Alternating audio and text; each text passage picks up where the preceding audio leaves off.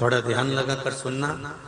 हरतालिका तीज शिव महापुराण की कथा ही नहीं, आप जो तीज करते हो, हरियाली करो चाहे सातुड़ी करो, उस तीज की महत्वता क्या है, इस हिंगोली की शिव महापुराण की कथा में अपने को समझना है कि उसकी मूल तत्वता, उसकी महत्वता है क्या, उसका महत्व क्या है।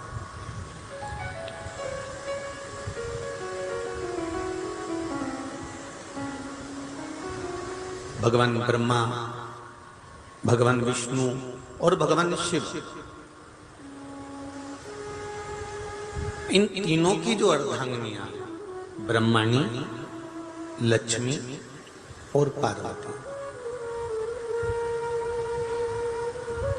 इन तीनों ने तप कर कर, साधना कर कर ब्रह्मदेव को, भगवान विष्णु को और भगवान शंकर को प्राप्त किया। और तीनों ने प्राप्त कर कर तीनों देवताओं से वर मांगा कि वर हमको ऐसा दीजिए कि हमारे तप साधना का फल नारी को। जब बात आती है स्किन केयर की तो मैन विल बी मैन, सिर्फ मुंह धो लिया और हो गया। अगर नारी को तीज के दिन प्राप्त हो जाए। अब देखिए जरा, एक ही व्रत से, एक ही उपवास से उसको संपूर्ण तप साधना का फल प्राप्त होगा, संपूर्ण तप साधना का फल उसको मिल रहा है मात्र एक व्रत से। केवल एक व्रत कर रहे हैं, संपूर्ण तप साधना का फल उसको प्राप्त हो रहा है। ऐसा कोई व्रत, ऐसी कोई साधना, ऐसा कोई शंभो शरण बड़ी मांगो घड़ी रे घड़ी, दुख काटो दया करी मैं दर्शन आपको। शंभो शरण बड़ी मांगो घड़ी रे घड़ी, दुख काटो दर्शन आपको। दया करी दर्शन आपको। तो ब्रह्माणी ने ब्रह्मदेव से मांगा, लक्ष्मी जी ने भगवान विष्णु से मांगा, पार्वती जी ने भगवान शिव से मांगा कि ऐसा वर दे दीजिए जिस वर से एक ही व्रत करने से संपूर्ण फल की प्राप्ति हो जाए, संपूर्ण फल मिल जाए। ऐसा एक व्रत का फल दे दीजिए, मात्र एक व्रत का। अब देखिए, हरियाली तीज करने वाली माताएं थोड़ा ध्यान से सुनना।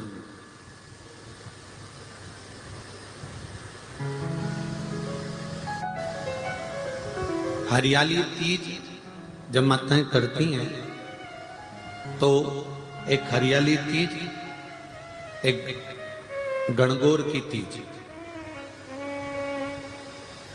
ये दो तीज के व्रत ऐसे होते हैं जिसमें जब माताएं करती हैं तो उस समय पर उमा, ब्रह्मणी और लक्ष्मी, इन तीनों की आराधना का फल उसको केवल एक व्रत से प्राप्त हो जाता। अब देखिए दूसरा, सातुड़ी तीज।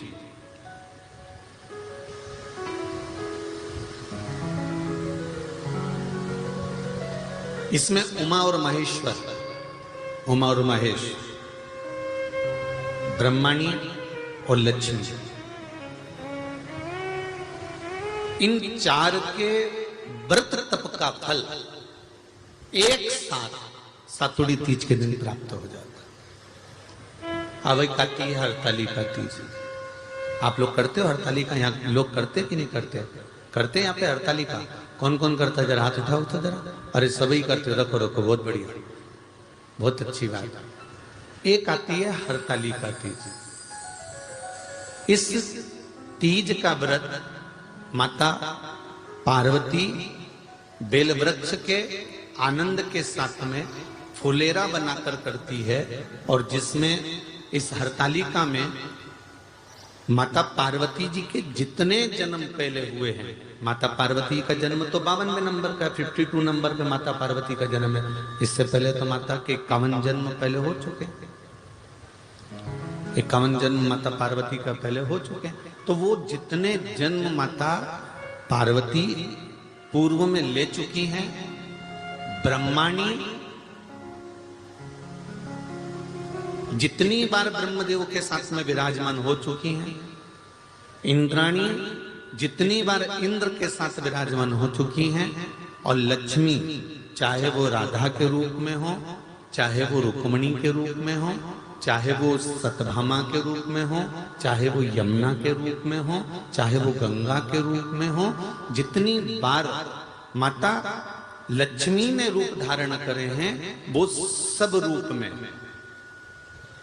और माता पार्वती अपने सारे रूप में, ब्रह्माणी अपने सारे रूप में, लक्ष्मी अपने सारे रूप में इस हड़तालिका तीज के व्रत को करने के लिए आतुर रहती हैं। और इस व्रत को कर एक दिन में ही संपूर्ण विश्व का जितना तप है, साधना है, उपवास है, सबका फल एक साथ एकत्रित कर लेती हैं केवल एक व्रत में, हड़तालिका तीज।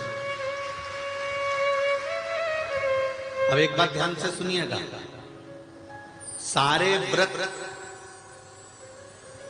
आपका अगर स्वास्थ्य खराब हो गया तो आप व्रत छोड़ सकते हो। जितने भी व्रत आप लोग कर रहे हैं पूर्व के, सोमवार, मंगलवार, एकादशी, छठ, पंचमी, चतुर्थी, अगर आपका स्वास्थ्य खराब है तो आप उस व्रत को छोड़ सकते हो, सारे व्रत को छोड़ सकते हो। पर तीज का जो व्रत होता है, हरतालिका जो व्रत होता है, ये व्रत एक बार लेने के बाद जब प्राण छूटते हैं तभी ये व्रत समाप्त होता है, अन्यथा बीच में ये व्रत समाप्त नहीं।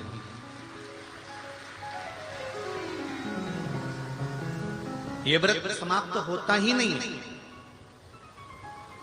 अगर शरीर से नहीं बनता कि अब हमारी अवस्था हो गई, अब शरीर से नहीं बन रहा है, तो भले एक पहर की पूजन कर कर, एक पहर का नियम धारण कर कर, एक पहर का स्मरण कर कर, एक पहर का पूजन कर धारण करो, और उसके बाद में भले आप थोड़ा सा जो भी आपको लेना है वो कर लो, पर इस व्रत को करना ही पड़ता है। इस व्रत का नियम ही यही है। इस व्रत पार्वती मैं तुम्हें प्राप्त हुआ हूं, यह हरतालिका तीज के व्रत का फल है।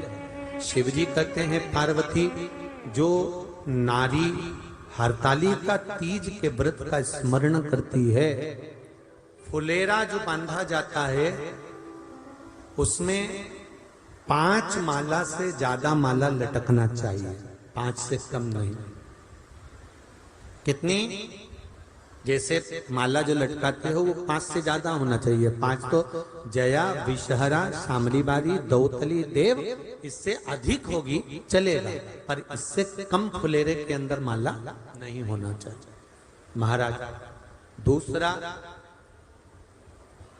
फुलेरा जहां हरतालिका व्रत हो वहीं पर बांधा जाता है। हरतालिका तीज का व्रत एक ऐसा व्रत होता है जो मरते दम तक रहता है। इस व्रत को छोड़ा नहीं जाता। ये नहीं किसी और वाले गुरुजी ने कहा और अपन ने एक बार कर लिया और अगली बार वो व्रत गायब हो गया, ऐसा नहीं होता।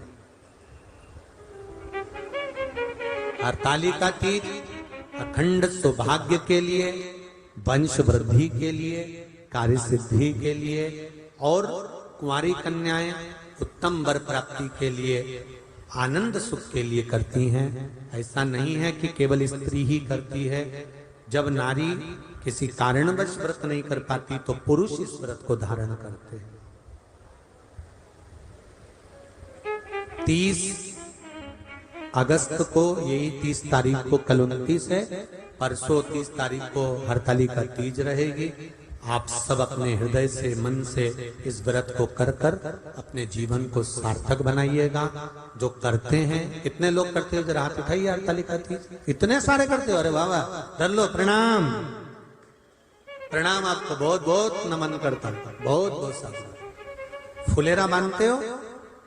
नहीं, अब की बात बांधना। मंदिर में करते हो तो मंदिर में, घर में करते हो तो घर में। फुलेरा वंश की वृद्धि करता है, फुलेरा अखंड सौभाग्य देता है, फुलेरा मन की कामना को पूर्ण करता है। जो बेटियां जिनका विवाह नहीं हो रहा हो या बेटे जिनका विवाह नहीं हो रहा हो, वो 7 स्थान पर कहीं फुलेरा बंधा हो तो फोन लगाकर पूछना कहाँ बंधा है, वहां का दर्शन करने। एक फूल में हल्दी कुंकू लगाकर शिव जी को चढ़ाकर फिर वहां से जाना। 7 स्थान के फुलेरे का दर्शन अवश्य करिएगा। जो व्रत नहीं करते हैं उनसे निवेदन है, कहीं हरतालिका हो रही हो तो वहां बैठकर अगर भजन हो रहे हो तो थोड़ी देर भजन गाने चले जाना। अपने मोहल्ले में, कॉलोनी में, सोसाइटी में कहीं हरतालिका तीज का व्रत हो रहा हो तो 2-4 मिनट जाकर दर्शन जरूर करना, जिससे भोलेनाथ आपका अखंड सौभाग्य करे और आपके मन की कामना पूर्ण करे।